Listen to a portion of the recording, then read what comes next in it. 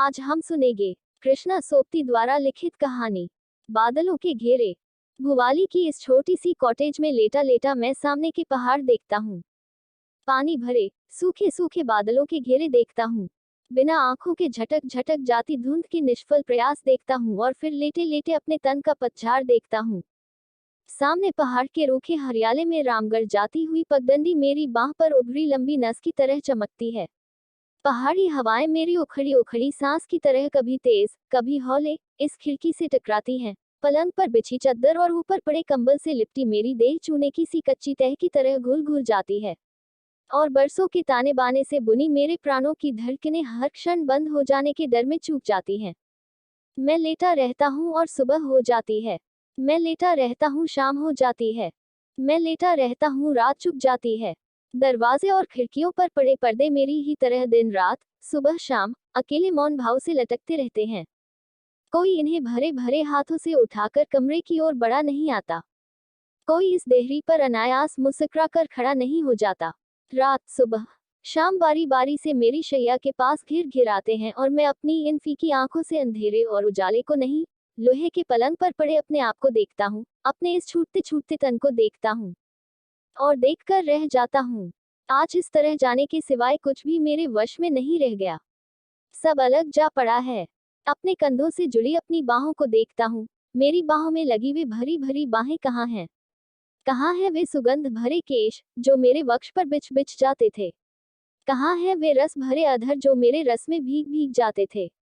सब था, मेरे पास सब था। बस मैं आज सा नहीं था। जीने का संग था, सोने का संग था और उठने का संग था। मैं धुले धुले सिरहाने पर सिर डालकर सोता रहता और कोई हौले से चमक कर कहता, उठोगे नहीं? भोर हो गई। आंखें बंद किए किए ही हाथ उस मोहभरी देह को घेर लेते और रात के बीते क्षणों को सूंघ लेने के लिए अपनी ओर झुकाकर कहते, इतनी जल्दी क्यों उठती हो? हल्की सी हंसी और बाहें खुल जाती, आंखें खुल जाती और गृहस्थी पर सुबह हो आती। फूलों की महक में नाश्ता लगता। धुले ताजे कपड़ों में लिपटकर गृहस्थी की मालकिन अधिकार भरे संयम से सामने बैठे रात के सपने साकार कर देती। प्याले में दूध उनरेलती उन अंगुलियों को देखता। क्या मेरे बालों को सहला सहला कर सेहरा देने वाला स्पर्श इन्हीं की पकड़ में है? आंचल को थामे आगे की ओर उठा हुआ कपड़ा जैसे दोनों ओर की मिठास को संभालने को सतर्क रहता। क्षण भर को लगता, क्या गहरे में जो मेरा अपना है, यह उसके ऊपर का आवरण है या जो केवल मेरा है, वह इससे परे, इससे नीचे कहीं और है।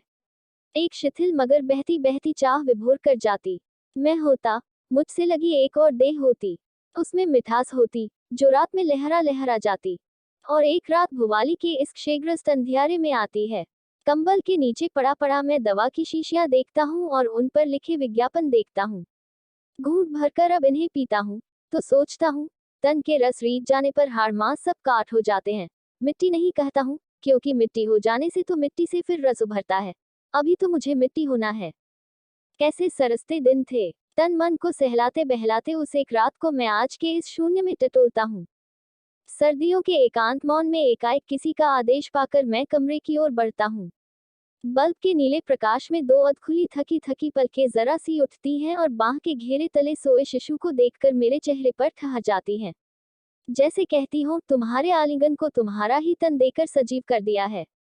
मैं उठता हूँ, ठंडे मस्तक को अधरों से छूकर यह सोचते सोचते उठता है कि जो प्यार तन में जगता है, तन से उपजता है, वही देह पाकर दुनिया में जी भी आता है। पर कहीं एक दूसरा प्यार भी होता है जो पहाड़ के सूखे बादलों की तरह उठ उठाता है और बिना बरसे ही भटक भटक कर रह जाता है।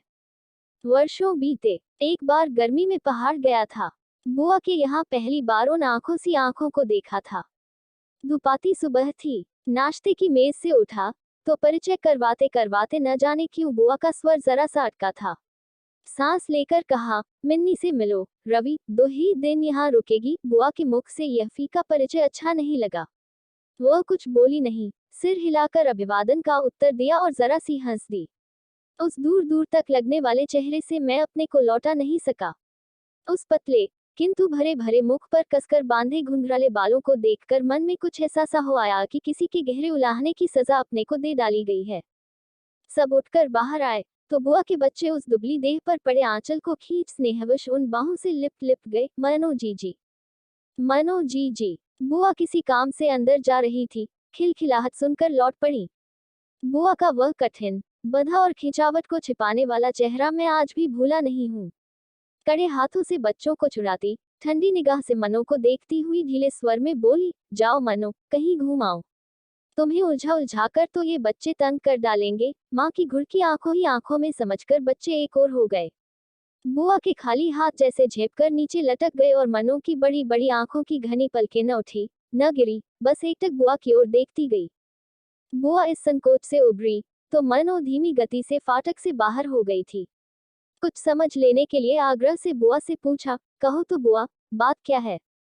बुआ अटकी, फिर झिझक कर बोली, बीमार है रवि, 2 वर्ष सेनेटोरियम में रहने के बाद अब सेठ जी ने वही कॉटेज ले दी है। साथ घर का पुराना नौकर रहता है। कभी अकेले जी ऊब जाता है तो 4 दिन को शहर चली जाती है। नहीं, नहीं, बुआ, मैं धक्का खाकर जैसे विश्वास नहीं करना चाहता। रवि, जब कभी 4-6 महीने बाद लड़की को देखती हूँ तो भूख प्यास सब सूख जाती है। मैं बुआ की इस सच्चाई को कुरेद लेने को कहता हूँ। बुआ, बच्चों को एकदम अलग करना ठीक नहीं हुआ, पल भर तो रुक जाती। बुआ ने बहुत कड़ी निगाह से देखा, जैसे कहना चाहती हो तुम ये सब नहीं समझोगे, और अंदर चली गई। बच्चे अपने खेल में जुट गए थे। मैं खड़ा खड़ा बार बार सिगरेट के धुएं से अपने तन का भय और मन की जिज्ञासा उड़ाता रहा। उलझा उलझा सा मैं बाहर निकला और उतरकर झील के किनार किनारे हो गया। सड़क के साथ साथ इस ओर छांव थी। उछल उछल आती पानी की लहरें कभी धूप से रुपहली हो जाती थी। देवी के मंदिर के आगे पहुंचा तो रुका, जंगले पर हाथ टिकाए झील में नौकाओं की दौड़ को देखता रहा। बलिष्ठ हाथों में चप्पू थामे कुछ युवक तेज रफ्तार से तालीताल की ओर जा रहे हैं। पीछे की कश्ती में अपने तन मन से बेखबर एक प्रौढ़ बैठे ऊँग रहे हैं। उसके पीछे बोट क्लब की किश्ती में विदेशी युवतियां, फिर और 2-4 पाल वाली नौकाएं। एकाएक किश्ती में नहीं, जैसे पानी की नीची सतह पर वही पीला चेहरा देखता हूँ, वही बड़ी बड़ी आंखें, वही दुबली पतली बाहें, वही बुआ के घरवाली मनो। 2-4 बार मन ही मन नाम दोहराता हूँ, मनो मनो मनो। मैं ऊंचे किनारे पर खड़ा हूँ और पानी के साथ साथ मनो वहीं चली जा रही है। खींचे घुंघराले बाल, अनझपी पलकें। पर बुआ कहती थी बीमार है, मनो बीमार है। जंगले पर से हाथ उठाकर बुआ के घर की दिशा में देखता हूँ। चीना की चोटी अपने पहाड़ी संयम से सिर उठाए सदा की तरह सीधी खड़ी है। एक ढलती सी पथरीली ढलान को उसने जैसे हाथ से थामे रखा है और मैं नीचे इस सड़क पर खड़े खड़े सोचता हूँ कि सब कुछ रोज जैसा है, केवल मन से उभर उभर आती वे 2 आंखें नई हैं और उन 2 आंखों के पीछे की वही बीमारी, जिसे कोई छू नहीं सकता, कोई उबार नहीं सकता। घर पहुंचा तो बुआ बच्चों को लेकर कहीं बाहर चली गई थी। कुछ देर ड्राइंग रूम में बैठा बैठा बुआ के सुघड़ हाथों द्वारा की गई सजावट देखता रहा। कीमती फूलदानों में पगाई गई पहाड़ी झाड़ियां सुंदर लगती थीं। कैबिनेट पर बड़ी फ्रेम में लगे सपरिवार चित्र के आगे खड़ा हुआ तो बुआ के साथ खड़े फूफा की ओर देखकर सोचता रहा कि बुआ के लिए इस चेहरे पर कौन सा आकर्षण है, जिससे बंदी बंदी वह दिन रात वर्ष मास अपने को निभाती चली आती है। पर नहीं, बुआ ही के घर में होकर यह सोचना मन के शील से परे है। झिझककर ड्राइंग रूम से निकलता हूँ और अपने कमरे की सीढ़ियां चढ़ जाता हूँ। सिगरेट जलाकर झील के दक्षिणी किनारे पर खुलती खिड़की के बाहर देखने लगता हूँ। हरे पहाड़ों के छोटे बड़े आकारों में टीन की लाल लाल छतें और बीच बीच में मटियाली पगडंडियां। बुआ खाने तक लौट आएगी और मनो भी तो। देर तक टन टन के साथ नौकर ने खाने के लिए अनुरोध किया। खाना लगेगा साहिब। बुआ कब तक लौटेंगी? खाने को तो मना कर गई हैं। कथन के रहस्य को मैं इन अर्थहीन सी आंखों में पड़ जाने के प्रयत्न में रहता हूँ और जो मेहमान हैं। नौकर तत्परता से झुककर, आपके साथ नहीं साहिब, वो अलग से ऊपर खाएंगी। मैं एक लंबी सांस भरकर जले सिगरेट के टुकड़े को पैर के नीचे कुचल देता हूँ। शायद साथ खाने के डर से छुटकारा पाने पर, या शायद साथ न खा सकने की विवशता पर। इस दिन खाने की मेज पर अकेले खाना खाते खाते क्या सोचता रहा था, आज तो याद नहीं। बस इतना याद है, कांटे छुरी से उलझता बार बार मैं बाहर की ओर देखता था। मीठा कौर मुंह में लेते ही घोड़े की टाप सुनाई दी। ठिठक कर सुना, सलाम साहिब। धीमी मगर सधी आवाज, 2 घंटे तक पहुंच सकोगे ना? जी हुजूर। सीढ़ियों पर आहट हुई और अपने कमरे तक पहुंचकर खत्म हो गई। खाने के बर्तन उठ गए। मैं उठा नहीं। दोबारा कॉफी पी लेने के बाद भी वहीं बैठा रहा। एकाएक मन में आया कि किसी छोटे से परिचय से मन में इतनी दुविधा उपजा लेना कम छोटी दुर्बलता नहीं है। आखिर किसी से मिल ही लिया हूं तो उसके लिए ऐसा सा क्यों हुआ जा रहा हूं। घंटे भर बाद मैं किसी की पैरों चली सीढ़ियों पर ऊपर चढ़ा जा रहा था। खुले द्वार पर पर्दा पड़ा था। हौले से थाप दी। चले आइए। पर्दा उठाकर देहरी पर पांव रखा। हाथ में कश्मीरी शाल लिए मनो अटैची के पास खड़ी थी। देखकर चौंकी नहीं। सहज स्वर में कहा, आइए, और सोफे पर फैले कपड़े उठाकर कहा, बैठिए। बैठते बैठते सोचा, बुआ के घर भर में सबसे अधिक सजा और साफ कमरा यही है। नया नया फर्नीचर, कीमती पर्दे और इन सब में हल्के पीले कपड़ों में लिपटी मनो। अच्छा लगा। बात करने को कुछ भी न पाकर बोला, आप लंच तो जी ले चुकी हूँ। और भरपूर निगाहों से मेरी ओर देखती रही। मैं जैसे कुछ कहलवा लेने को कहता हूँ, बुआ तो कहीं बाहर गई हैं। सिर हिलाकर मनो शाल की तह लगाती है और सूटकेस में रखते रखते कहती है, शाम में पहले ही नीचे उतर जाऊंगी। बुआ से कहिएगा, एक दिन को आई थी। बुआ तो आती ही होंगी। इसका उत्तर न शब्दों में आया, न चेहरे पर। कहते कहते एक बार रुका, फिर न जाने कैसे आग्रह से कहा, एक दिन और नहीं रुक सकेंगी। वह कुछ बोली नहीं, बंद करते सूटकेस पर झुकी रही। फिर पल भर बाद जैसे स्नेह भरे हाथ से अपने बालों को छुआ और हंसकर कहा, क्या करूंगी यहाँ रहकर। भुवाली के इतने बड़े गांव के बाद ये छोटा सा शहर मन को भाता नहीं। वह छोटी सी खिलखिलाहट, वह कड़वाहट से भरे का व्यंग्य, आज इतने वर्षों के बाद भी मैं वैसे ही बिल्कुल वैसे ही सुन पाता हूँ। वही शब्द हैं, वही हंसी है और वही पीली सी सूरत। हम संग संग नीचे उतरे थे। मेरी बांह पर मनो का कोट था। नौकर और माली ने झुककर सलाम किया और अतिथि से इनाम पाया। साइस ने घोड़े को थपथपाया। हुजूर, चढ़ेंगी। उड़ी उड़ी नजर उन आंखों की बांह पर लटके कोट पर रखी। पैदल आऊंगी। थोड़ा आगे आगे लिए चलो। चाहा कि घोड़े पर चढ़ जाने के लिए अनुरोध करूं, पर कह नहीं पाया। फाटक से बाहर होते होते वह पल भर को पीछे मुड़ी, जैसे छोड़ने के पहले घर को देखती हो। फिर एकाएक अपने को संभाल कर नीचे उतर गई। राह में कोई भी कुछ बोला नहीं। टैक्सी खड़ी थी, सामान लगा। ड्राइवर ने उन कठिन क्षणों को मानो भांप कर कहा, कुछ देर है, साहिब। मनो ने इस बार कहीं देखा नहीं। कोट लेने के लिए मेरी ओर हाथ बढ़ा दिया। वह कार में बैठी। कुली ने तत्परता से पीछे से कंबल निकाला और घुटनों पर डालते हुए कहा, कुछ और, मेम साहिब। घुंघराली छां ढीली सी होकर सीट के साथ जा टिकी। घुटनों पर पतली पतली सी विवश बाहें फैलाते हुए धीरे से कहा, नहीं नहीं, कुछ और नहीं। धन्यवाद। अधखुले कांच में अंदर झांका। मुख पर थकान के चिन्ह थे। बाहों में मछली मुखी कंगन थे। आंखों में क्या था, यह मैं पढ़ नहीं पाया। वह पीली पछड़ी दृष्टि उन हाथों पर जमी थी, जो कंबल पर एक दूसरे से लगे मौन पड़े थे। कार स्टार्ट हुई। मैं पीछे हटा और कार चल दी। विदाई के लिए न हाथ उठे न अधर हिले। मोड़ तक पहुंचने तक पीछे के शीशे से सादगी से बंधा बालों का रिबन देखता रहा और देर तक वह दर्दीले धन्यवाद की गूंज सुनता रहा, नहीं नहीं, कुछ और नहीं। वे पल अपनी कल्पना में आज भी लौटाता हूँ, तो जी को कुछ होने लगता है। उस कार को भगा ले जाने वाली सूखी सड़क से घूमकर मैं ताल के किनारे किनारे चला जा रहा हूँ। अपने को समझाने बुझाने पर भी वह चेहरा, वह बीमारी मन पर से नहीं उतरती। रुक रुक कर, थक थक कर जैसे मैं उस दिन घर की चढ़ाई चढ़ा था, उसे याद कर आज भी निढाल हो जाता हूँ। घर पहुंचा। बरामदे में से कुली फर्नीचर निकाल रहे थे। मन धक्का खाकर रह गया। तो उस मनो के कमरे की सजावट, सुख सुविधा, सब किराए पर बुआ ने जुटाए थे। दोपहर में बुआ के प्रति जो कुछ जितना भी अच्छा लगा था, वह सब उल्टा हो गया। आगे बढ़ा तो द्वार पर बुआ खड़ी थी।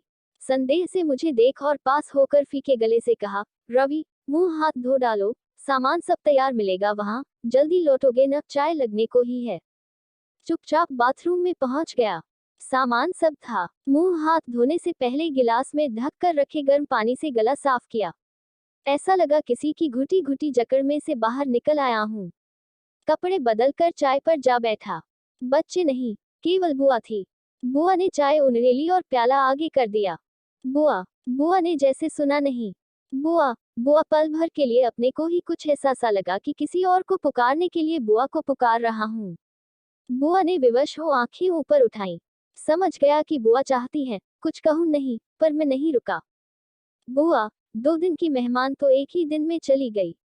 बुआ चम्मच से अपनी चाय हिलाती रही। कुछ बोली नहीं। इस मौन से और भी निर्दयी हो आया। कहती थी, बुआ से कहना मैं एक ही दिन को आई थी। इनके आगे बुआ जैसे कुछ और सुन नहीं सकी। गहरा लंबा श्वास लेकर आहत आंखों से मुझे देखा। तुम कुछ और नहीं कहोगे रवि, और चाय का प्याला वही छोड़ कमरे से बाहर हो गई। उस रात दौरे से फूफा के लौटने की बात थी। नौकर से पूछा तो पता लगा 2 दिन के बाद आने का तार आ चुका है। चाहा एक बार बुआ के कमरे तक हो आऊं, सकोचवश पांव उठे नहीं। देर बाद सीढ़ियों में अपने को पाया तो सामने मनो का खाली कमरा था। आगे बढ़कर बिजली जलाए, सब खाली था, न पर्दे, न फर्नीचर, न मनो। एकाएक अंगीठी में लगी लकड़ियों को देख मन में आया, आज वह यहाँ रहती तो रात देर गए इसके पास यहीं बैठती और मैं शायद इसी तरह जैसे अब यहाँ आया हूँ उसके पास आता। उसके ये सब क्या सोच रहा हूँ, क्यों सोच रहा हूँ? किसी अनदेखे भय से घबराकर नीचे उतर आया। खिड़की से बाहर देखा, अंधेरा था। सिरहाना खींचा, बिजली बुझाई और बिस्तर पर पड़े पड़े भुवाली की वह छोटी सी कॉटेज देखता रहा जहां अब तक मनो पहुंच गई होगी। रवि, मैं चौंका नहीं, ये बुआ का स्वर था। बुआ अंधेरे में ही पास आ बैठी और हौले हौले सिर हिलाती रही। बुआ। बुआ का हाथ पल भर को थमा, फिर कुछ झुककर मेरे माथे तक आ गया। रूंधे स्वर से कहा, रवि, तुम्हें नहीं, उस लड़की को दुलराती हूँ। अब ये हाथ उस तक नहीं पहुंचता। मैं बुआ का नहीं, मनो का हाथ पकड़ लेता हूँ। बुआ देर तक कुछ बोली नहीं, फिर जैसे कुछ समझते हुए अपने को कड़ा कर बोली, रवि, उसके लिए कुछ मत सोचो, उसे अब रहना नहीं है। मैं बुआ के स्पर्श तले सिहर कर कहता हूँ, बुआ, मुझे ही कौन रहना है। आज वर्षों बाद भुवाली में पड़े पड़े मैं असंख्य बार सोचता हूँ कि उस रात मैं अपने लिए ये क्यों कह गया था। क्यों कह गया था वे अभिशाप के बोल जो दिन रात मेरे इस तन मन पर से सच्चे उतरे जा रहे हैं। सुनकर बुआ को कैसा लगा नहीं जानता। वो हाथ खींचकर उठ बैठी, रोशनी की और पूरी आंखों से मुझे देखकर अविश्वास और भर्त्सना से बोली, पागल हो गए हो रवि? उसके साथ अपनी बात जोड़ते हो, जिसके लिए अब कोई राह नहीं रह गई, कोई और राह नहीं रह गई। फिर कुर्सी पर बैठते बैठते कहा, रवि, तुम तो उसे सुबह शाम तक ही देख पाए हो। मैं वर्षों से उसे देखती आई हूँ और आज पत्थर सी निष्ठुर हो गई हूँ। उसे अपना बच्चा ही करके मानती रही हूँ, यह नहीं कहूंगी।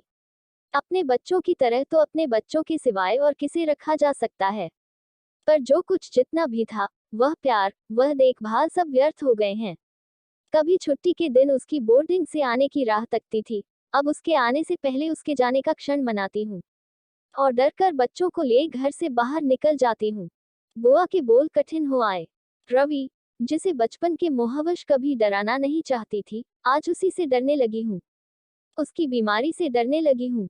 फिर स्वर बदल कर कहा, तुम्हारा ऐसा जीवट मुझ में नहीं कि कहूँ, डरती नहीं हूँ। बुआ ने ये कहकर जैसे मुझे टटोला और मैं बिना हिले डुले चुपचाप लेटा रहा। बुआ असमंजस में देर तक मुझे देखती रही, फिर जाने को उठी और रुक गई। इस बार स्वर में आग्रह नहीं, चेतावनी थी, रवि, कुछ हाथ नहीं लगेगा। जिसके लिए सब राह रुकी हो, उसके लिए भटको नहीं। पर उस दिन बुआ की बात मैं समझा नहीं, चाहने पर भी नहीं। अगली सुबह चाहा कि घूम घूम कर दिन बिता दूं। घोड़ा दौड़ाता लड़िया कोटा पहुंचा और उन्हीं पैरों लौट आया। घर की ओर मुंह करते करते न जाने क्यों मन को कुछ ऐसा लगा कि मुझे घर नहीं, कहीं और पहुंचना है। चढ़ाई के मोड़ पर कुछ देर खड़ा खड़ा सोचता रहा और जब ढलती दोपहरी में तल्ली ताल की उतराई उतरा तो मन के आगे सब साफ था। मुझे भुवाली जाना था। बस से उतरा, अड्डे पर रामगढ़ के लाल लाल सिबों के ढेर देखकर यह नहीं लगा कि यही भुवाली है। बस में सोचता आया था कि वहां घुटन होगी, पर चीड़ के ऊंचे ऊंचे पेड़ों से लहराती हवाएं बह बहाती थी। छांव ऊपर उठती है, धूप नीचे उतरती है और भुवाली मन को अच्छी लगती है, तन को अच्छी लगती है। चौराहे से होकर पोस्ट ऑफिस पहुंचा, कॉटेज का पता लिया और छोटे से पहाड़ी बाजार में होता हुआ पाइन्स की ओर हो लिया। खुली चौड़ी सड़क के मोड़ से अच्छी सी पतली राह कॉटेज की ओर जाती थी। जंगले के नीचे देखा, अलग अलग खड़े पहाड़ों के बीच की जगह पर एक खुली चौड़ी घाटी बिछी थी। तिरछे सीधे छोटे छोटे खेत किसी के घुटने पर रखे कसीदे के कपड़े की तरह धरती पर फैले थे। दूर सामने दक्षिण की ओर पानी का ताल धूप में चांदी के थाल की तरह चमकता था। इस पहली बार भुवाली आने के बाद मैं एक बार नहीं, कई बार यहाँ आया। लौट लौट कर यहाँ आया, पर उस आने जैसा आना तो फिर कभी नहीं आया। मैं चलता हूँ और कुछ सोचता नहीं हूँ, न ये सोचता कि मनो के पास जा रहा हूँ, न ये सोचता हूँ कि मैं जा रहा हूँ, बस चला जा रहा हूँ। पेड़ के तने पर लिखा है, पाइन्स। लकड़ी का फाटक खोलता हूँ और गमलों की कतारों के साथ साथ बरामदे तक पहुँच जाता हूँ। कारपेट पर हौले हौले पांव रखता हूँ कि कम आवाज हो। द्वार खटखटाता हूँ और झुकी कमर पर अनुभवी चेहरा इधर बढ़ा आता है। जान लेता हूँ कि यही पुराना नौकर है। घर में है। बिटिया को पूछते हो बेटा? मैं सिर हिलाता हूँ। बिटिया नीचे ताल को उतरी थी, लौटती ही होंगी। मैं बाहर खुले में बैठा बैठा प्रतीक्षा करता हूँ। मनो अब आ रही है, आने वाली है, आती ही होगी। थककर फाटक की ओर पीट कर लेता हूँ। जब ये सोचूंगा कि वह देर से आएगी, तो वह जल्दी आएगी। घोड़े की टाप सुन पड़ती है। अपने को रोक लेता हूँ और मुड़कर देखता नहीं। बाबा, पुकार का सा स्वर। लगा कि दो आंखें मेरी पीठ पर हैं।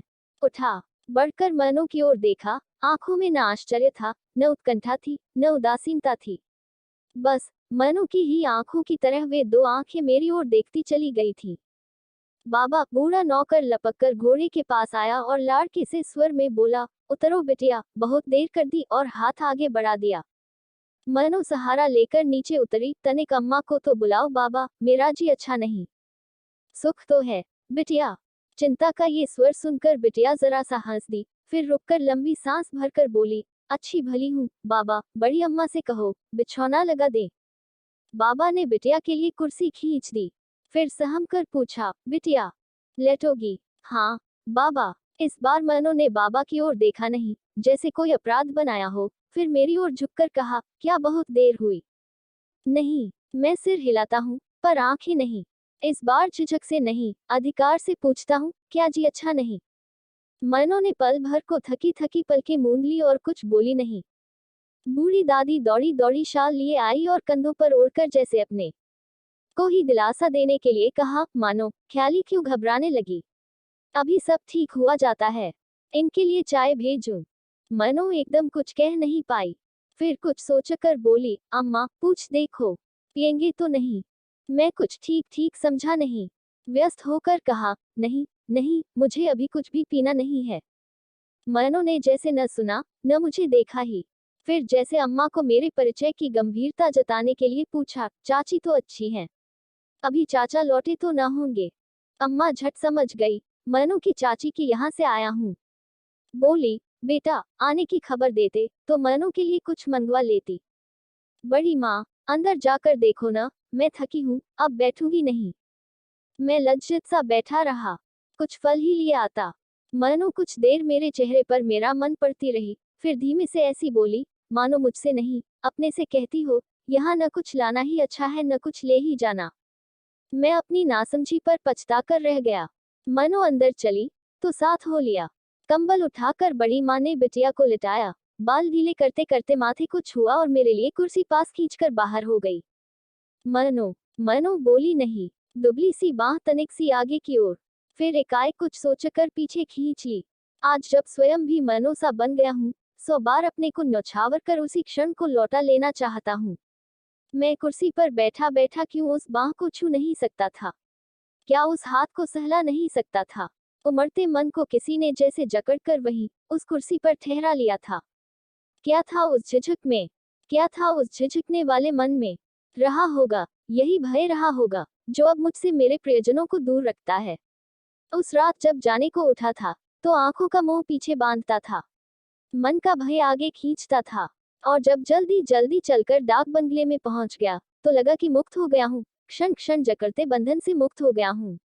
उस अभागी रात में जो मुक्ति पाई थी, वह मुझे कितनी फली, चाहता हूँ आज एक बार मनो देखती तो।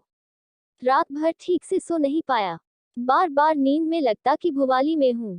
भुवाली में सोया हूँ, वही पायन्स का बड़ी बड़ी खिड़कियों वाला कमरा है। मनो के पलंग पर लेटा हूँ और पास पड़ी कुर्सी पर बैठी बैठी मनो अपनी उन्हीं दो आंखों से मुझे निहारती है। मैं हाथ आगे करता हूँ और वह थोड़ा सा हंसकर सिर हिला कहती है, नहीं, इसे कंबल के नीचे कर लो, अब इसे कौन छुएगा? मनो कुछ कहती नहीं, हंस भर देती है। रात भर इन डह स्वप्नों में भटकने के बाद जगा तो बुआ दिख पड़ी। कुछ हाथ नहीं लगेगा रवि। उस सुबह फिर मैं रुका नहीं, न डाक बंगले में, न भुवाली में। बस के अड्डे पर पहुंचा तो धूप में बुझी बुझी भुवाली मुझे भयावनी लगी। एक बार जी को टटोला, पाइंस। नहीं नहीं, कुछ नहीं, लौट जाओ। घर पहुंचकर बुआ मिली। कड़ी चेतावनी वाला खींचा खींचा चेहरा था। भरपूर मुझे देखकर जैसे सांस रोके पूछा, कहाँ थे कल? रानी खेत तक गया था बुआ। कह तो जाते, मैं न जाने किस उलझन में आया था। कहा, कहने को बुआ था क्या? दोपहर में फूफा मिले, कल लौटे थे और सदा की तरह गंभीर थे। खाना खाते उन्हें देखता रहा। एकाएक उन्हें प्लेट पर से आंखें उठाकर बुआ की ओर देखते हुए देखा तो सचमुच में जान गया कि फूफा के भाई अवश्य ही मनो के पिता होंगे। दृष्टि में वही ठहराव था, वही अचंचलता थी। फूफा ने खाने पर से उठते उठते उलझे से स्वर में मुझसे पूछा, रवि, बुआ तुम्हारी लखनऊ तक जाना चाहती हैं, पहुंचा आ सकोगे? जी, सकूंगा। मैं, बुआ और बच्चे नैनी से नीचे उतर रहे हैं। मैं पीछे की सीट पर बैठा बैठा विदा हो जाने की आकस्मिकता को सिगरेट के धुएं में भूल जाने का प्रयत्न करता हूँ। चौड़े मोड़ से बस नीचे की ओर मुड़ी। खिड़की से बाहर देखा तो पहाड़ की हरियाली में वही कल वाली भुवाली की सफेदी दिख रही थी। काठगोदाम से लखनऊ। एक रात बुआ की ससुराल रुककर बुआ से विदा लेने गया तो बुआ ने पूछा, लौट जाने की सोचते हो रवि, कुछ दिन यहीं रुको? नहीं बुआ। बुआ इस नहीं को एकाएक स्वीकार नहीं कर सकी। पास बिठाकर कुछ देर देखती रही, फिर स्नेह से कहा, कहाँ जाओगे? बुआ, कुछ पता नहीं। बुआ कुछ कहना चाहती थी पर कह नहीं पा रही थी। कुछ रुकते रुकते कहा, रवि, तुम्हारे फूफा तो तुम्हारे वापस नैनी लौटने को कहते थे। नहीं बुआ, अब तो दक्षिण जाऊंगा, पिताजी के पास। बुआ को जैसे विश्वास न हुआ। कुछ याद सी करती बोली, रवि, इस बार तुम्हें नैनी में अच्छा नहीं लगा? नहीं नहीं बुआ। बुआ चाहती थी मुझसे कुछ पूछे। मैं चाहता था बुआ से कुछ कहूं पर किसी से भी शब्द जुड़े नहीं। स्टेशन पर जाने लगा तो बुआ के पांव छुए। बुआ बहुत बड़ी नहीं है मुझसे, पिताजी की सबसे छोटी मौसेरी बहन होती है, पर दिल में कुछ ऐसा सा लगा कि बुआ का आशीर्वाद चाहता हूँ। बुआ हैरान हुई, फिर हंसकर बोली, रवि, तुमने पांव छुए हैं तो आशीर्वाद जरूर दूंगी। बहुत सुंदर बहू पाओ। मैं न हंसा न लजाया। बुआ चुप सी रह गई। जिस नटखट भाव से वह कुछ कह गई थी उसे मानो अनदेखे संकोच ने घेर लिया। टिकट लिया, कुली के पास सामान छोड़ प्लेटफॉर्म पर घूमने लगा। आमने सामने कोई गाड़ी नहीं थी। लाइनों पर बिछे खालीपन ने उलझे मन को एकाएक खोल दिया। जो कुछ भी सोच रहा था सोचता चला गया। मन न भुवाली पर अटका था, न पाइन्स पर, न मनो पर। पिछला सब बीत गया लगा। बुआ का आशीर्वाद कल्पना में मुखर आया। घर होगा, घर की रानी होगी, मैं होऊंगा। बुआ का आशीर्वाद झूठ नहीं निकला, सच में ही मेरा घर बना। सुंदर घरनी आई, उसे मैं ही ब्याह कर लाया। पर उस दिन जहां का टिकट ले लिया था वहां की गाड़ी मुझे खींचकर उस प्लेटफॉर्म पर से ले जा नहीं सकी। गाड़ी आ लगी है, कुली सामान लगाता है और मैं बाहर खड़े खड़े देखता हूँ, मुसाफिर, कुली, सामान, बच्चे, बूढ़े। साहब, गाड़ी छूटने में 10 मिनट हैं। मैं अपनी घड़ी देखता हूँ और सिर हिला देता हूँ कि मैं जानता हूँ। कुली फिर एक बार अंदर जाकर असबाब ऊपर नीचे करता है और साफा ठीक करते हुए बाहर निकलकर कहता है, हरी बत्ती हो गई है साहिब। बत्ती की ओर देखता हूँ और देखता चला जाता हूँ। वही कद है, वही दुबली पतली देह, वही धुला धुला सा चेहरा, वही। आवेश से कहता हूँ, कुली, सामान उतार लो। साहिब, जल्दी करो, जल्दी। कुली फिर मेरे सामान के साथ है। टिकट वापस कर नया ले लिया। स्टेशन से फल के टोकरे बंधवाए, चाय पी और बरेली के लिए गाड़ी में जा बैठा। जहां मुझे जाना है वहीं जाकर हटूंगा। जब मैं नहीं रुकता हूं तो मुझे कौन रोकेगा? क्यों रोकेगा? तारांकन। घर में आगे लॉन में बैठा सर्दियों की ढलती धूप में अलसा रहा हूं। अंदर से मां निकली और पास बैठते हुए कहा, बेटा, इस बार छुट्टी में आ ही गए तो ठहर जाओ। बार बार इनकार करना अच्छा नहीं लगता। माँ की बात सुनकर मैं सयाने बेटे की तरह हंसता हूँ और मन ही मन सोचता हूँ कि माँ कितना ठीक कहती है। अपनी नौकरी पर रहता हूँ और अकेले आदमी के खर्च से कहीं अधिक कमाता हूँ, फिर क्यों इनकार करूंगा? माँ की आशा के विपरीत बड़ी आवाज में कहता हूँ, माँ, जो तुम्हें रुचे वही मुझे भाएगा। बेटा, लड़की देखना चाहोगे? हाँ माँ, लगा। माँ मन ही मन हंसी। खाने के बाद रात को घूम कर आया तो कमरे में शांति थी, मन में शांति थी। किसी को देखने के लिए कॉलेज के दिनों वाली उतावली जिज्ञासा मन में नहीं रह गई थी। लगा कि अकेले रहते रहते किसी के संग की आशा नहीं कर रहा, उसे तो अपना अधिकार करके मान रहा हूँ। हाथ में किताब लेकर रात को लेटा तो पढ़ते पढ़ते उब गया। आंखों के अंधेरे में देखा, किसी पहाड़ पर चढ़ा जा रहा हूँ। दूर चीड़ के पेड़ों के झुंड दिखते हैं। आसमान सब सुनसान है, अपनी पच्चाप के सिवाय कोई आवाज नहीं।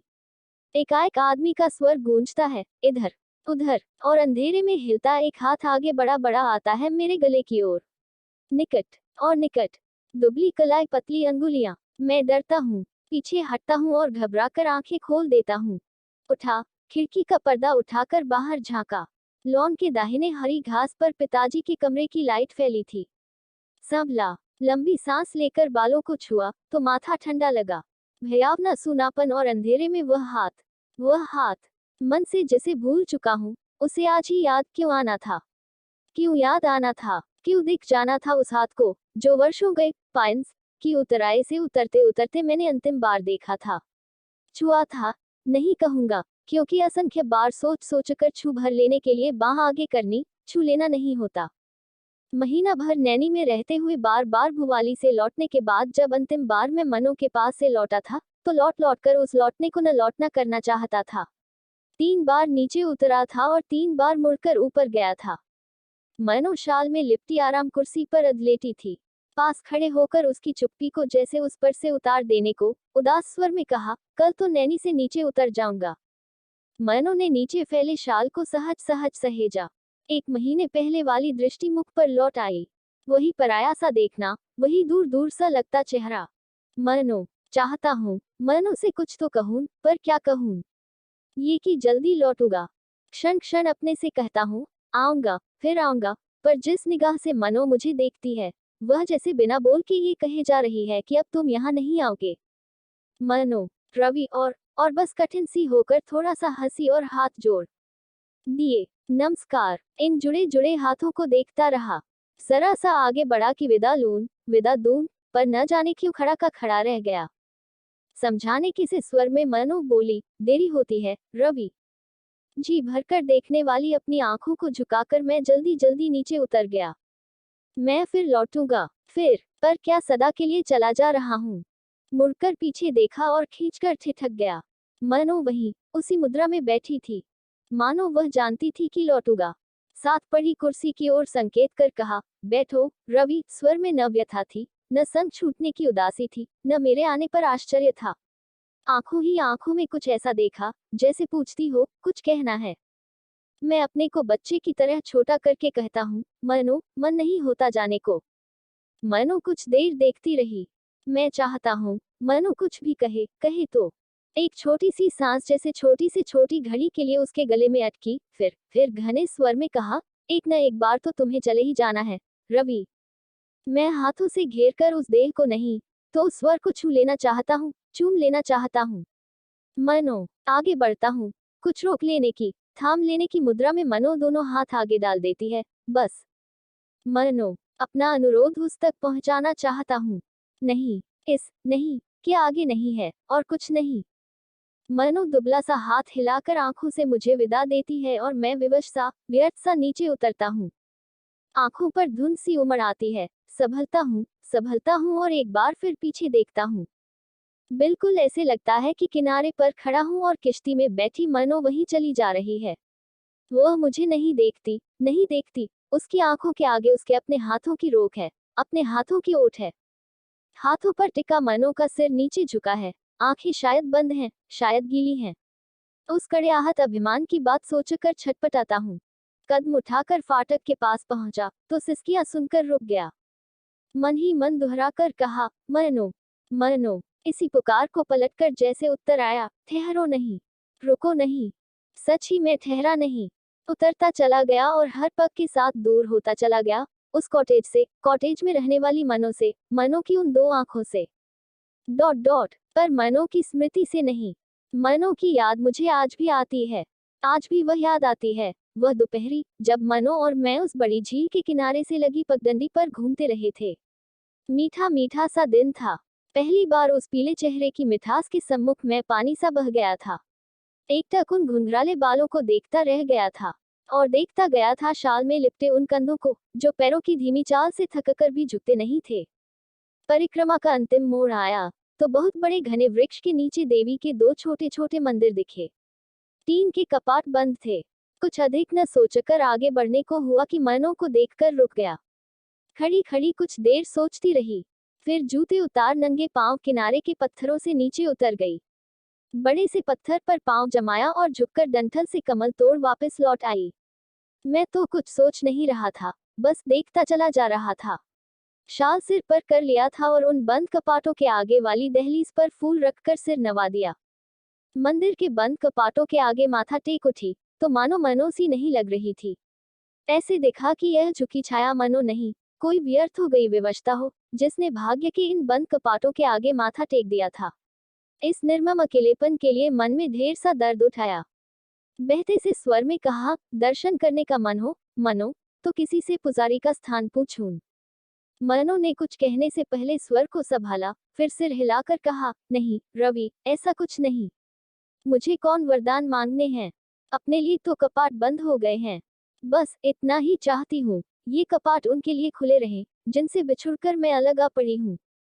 मनो को छूने का भय, उसके रोग का भय, जो अब तक मुझे रोकता था, बांधता था, अलग जा पड़ा। झील की ठंडी हवा में फहराते से घुंघराले बालों पर झुककर बांह से घेरते हुए कहा, मनो। मनो चौंकी नहीं, कंधे पर पड़ा हाथ धीरे से अलग कर दिया और समूची आंखों से देखते हुए बोली, रवि, जिसे तुम झेल नहीं सकते उसके लिए हाथ न बढ़ाओ। आवाज में न उलाहना था, न व्यंग्य था, न कटुता। बस जो कहने को था वही कहा गया था।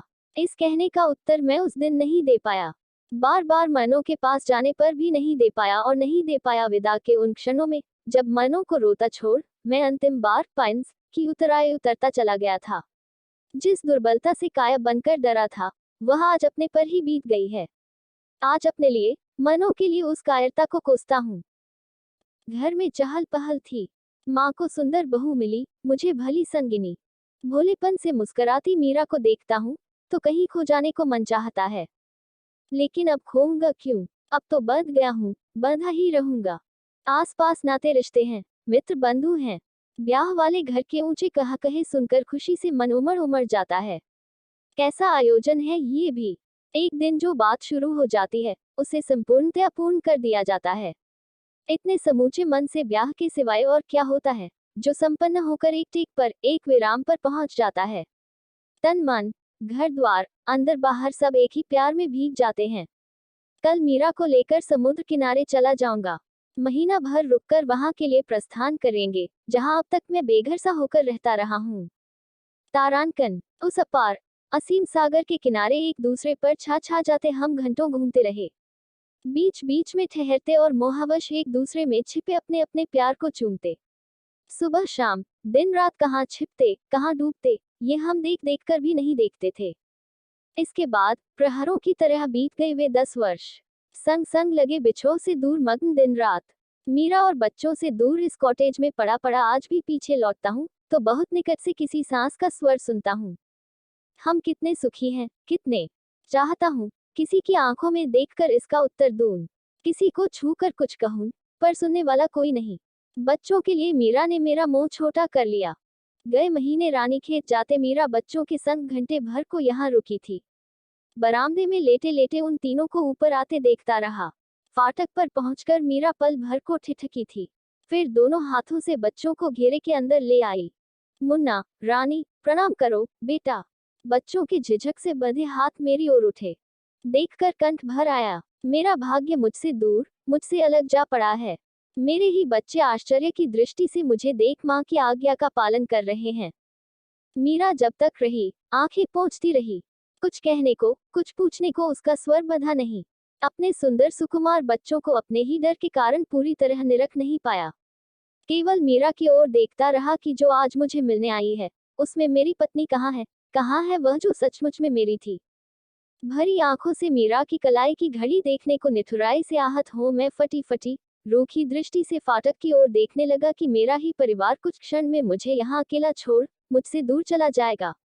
एक बार मन हुआ कि बच्चों को पकड़ने वाली उन दो बाहों को अपनी ओर खींचकर कहूं, मैं तुम्हें नहीं जाने दूंगा, नहीं जाने दूंगा, पर बच्चों की छोटी छोटी आंखों का अपरिचय उस आवेश को दूर तक काटता चला गया। चौंक कर देखा, मीरा पास आकर झुकी और अधरों से मस्तक छूकर हौले से पीछे हट गई। उठ बैठा कि एक बार प्यार दूं, एक बार प्यार लूं। कि हाथों में मुंह छिपा रोते रोते मीरा इन बाहों से आ लगी। मीरा की आंखों से भीगी अपनी रोती आंखों को पोंछकर आसपास देखा तो टूटा बांध सब कुछ बहा ले गया था। न पास मीरा थी, बच्चे।